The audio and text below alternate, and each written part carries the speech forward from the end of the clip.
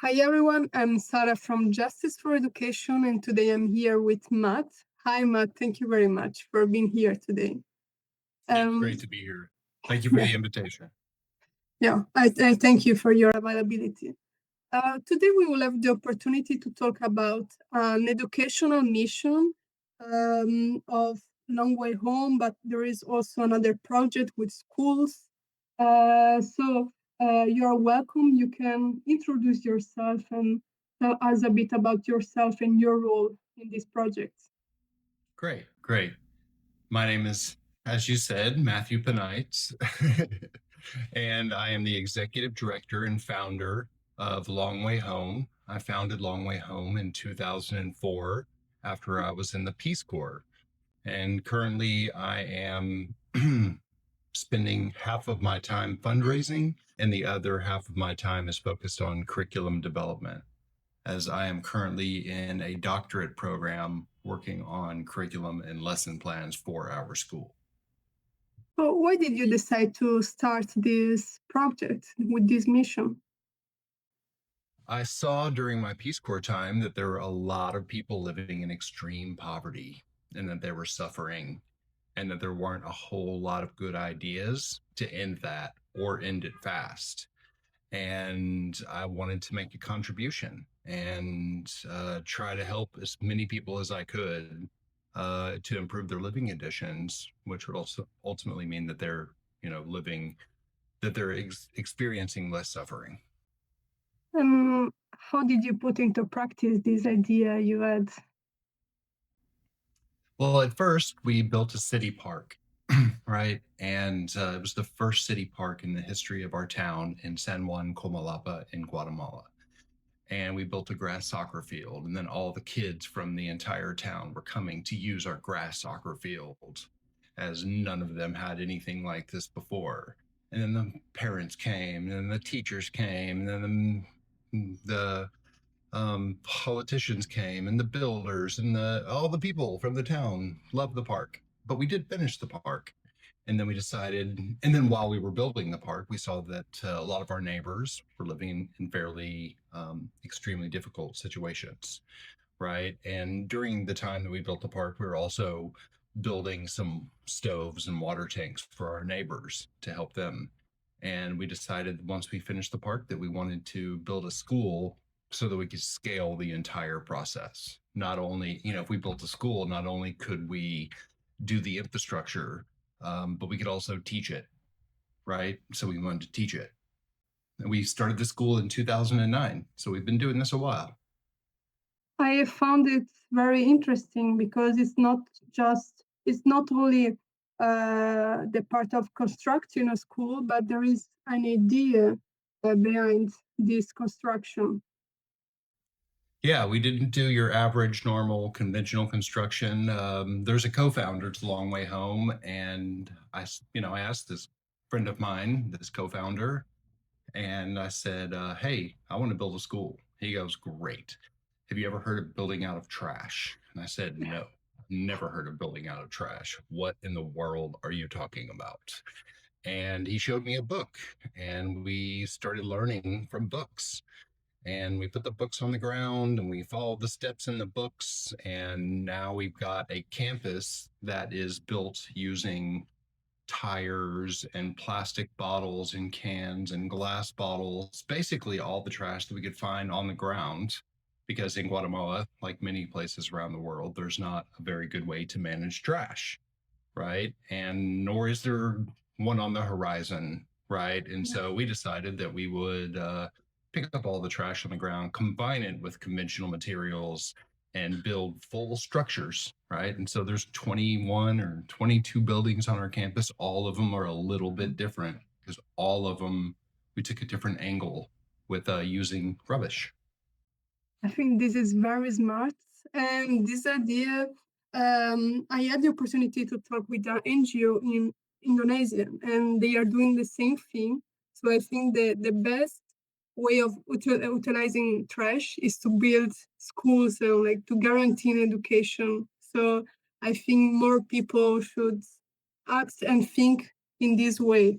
Um, do you think or do you find or any difficulties or obstacles in your way? I would say 96% of what we experience are obstacles because we're doing something that's pretty new.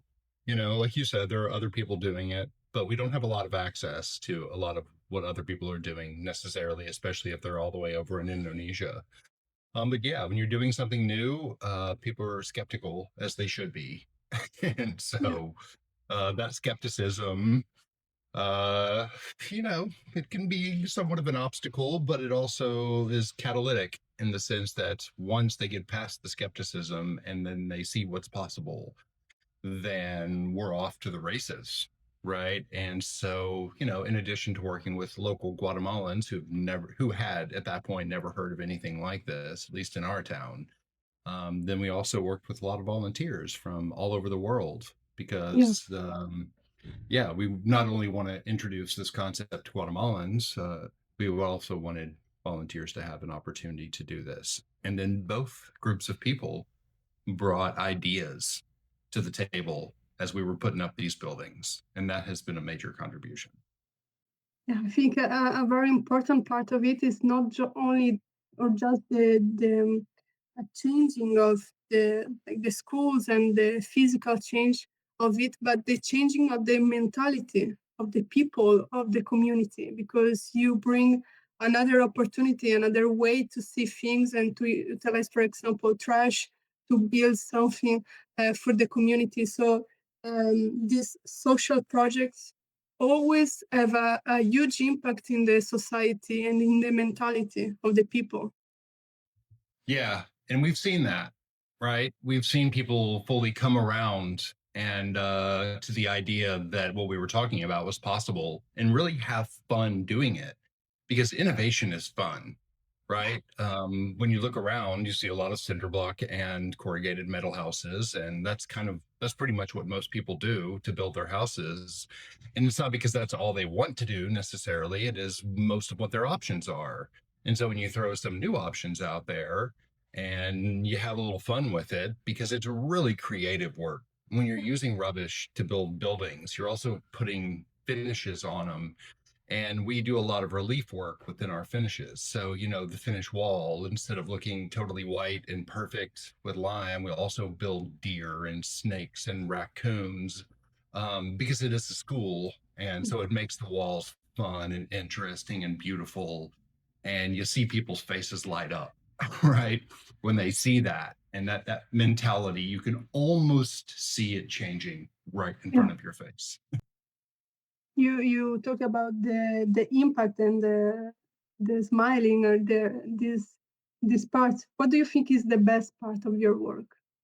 Yeah, I have a long list of favorite parts, but like when you hang out with our students on campus, because we have 178 students attending our pre-K through high school, and you ask them what their favorite part is, and they say that none of the walls are straight, you know, and they say that they love all the plants. And so, as much joy as they're getting out of our campus, well, that's what gives me joy as well. Because for us, it was a theory. We were theorizing that students, as we were building it, that people would love it. Right.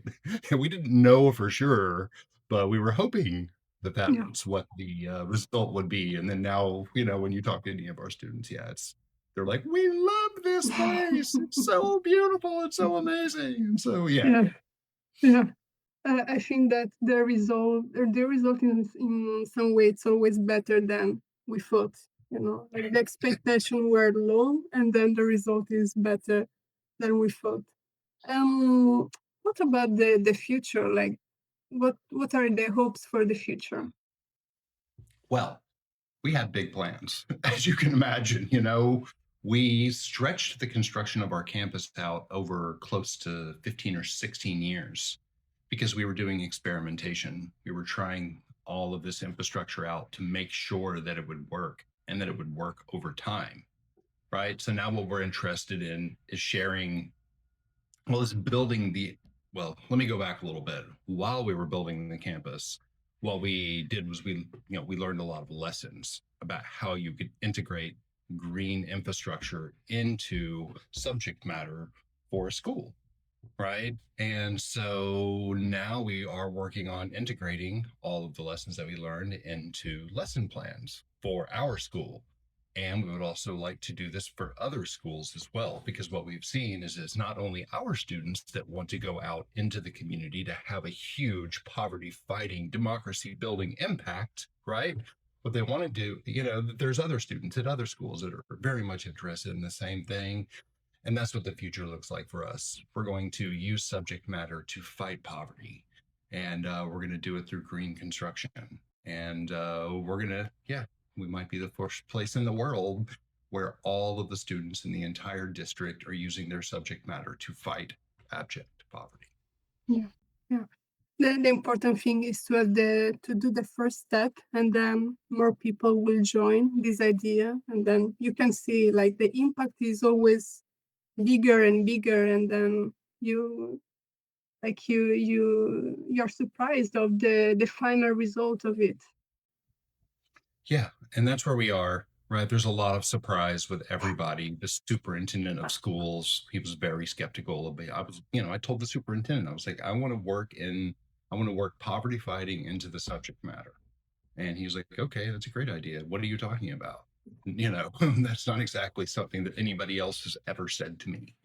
So he was open to the idea, had no idea what I was talking about. And same thing with a lot of the other teachers and principals around our town, no idea what I'm talking about. But okay, let's see what you got. And then we tried it out. We've tried it at our school. And yeah, we've had some success and there's now some interest. Is there something else you want to say that you think it's important, or that people should know about the NGO? Yes, yes, you can email me, matt@lwhome.org, right? Ask questions, get involved, volunteer, poke holes in our concepts. Tell me what we're doing right, tell us what we're doing wrong, jump in the mix, bring a service group, volunteer, participate. We need your help. That's where we thrive. That's where we do our best work. The more minds involved in this, the more people, the more chance we have at having a tremendous impact. They are the mission, right? That's where we are the strongest whenever they jump in and join us, because it sounds like we've got everything under control. Ha ha ha. But we don't, we have a lot to learn. We're 20 years in and we want to go another 50, right? And so we need other people to pick up the torch, tell us what's the best way to do things. And our website is lwhome.org. Well, Matt, there is a lot of good energy and social impact. For sure, you will have a lot of success. And thank you again for your time, for your availability. If you want to add something else, you have the time, the possibility. Thank you. Sarah, we will see you in Guatemala soon. Yeah. Right? Yeah. You'll be the next person that volunteers with us. That's my Yeah. expectation. And together with all these people listening, we're going to reach for the stars and maybe we'll land on the moon. Well, it's a beautiful end of the interview. Very poetic. Well, All right. well, thank you again, Matt. And we Yes. will meet in Guatemala. All right. I'll see you there. Yeah. Bye bye. Take care.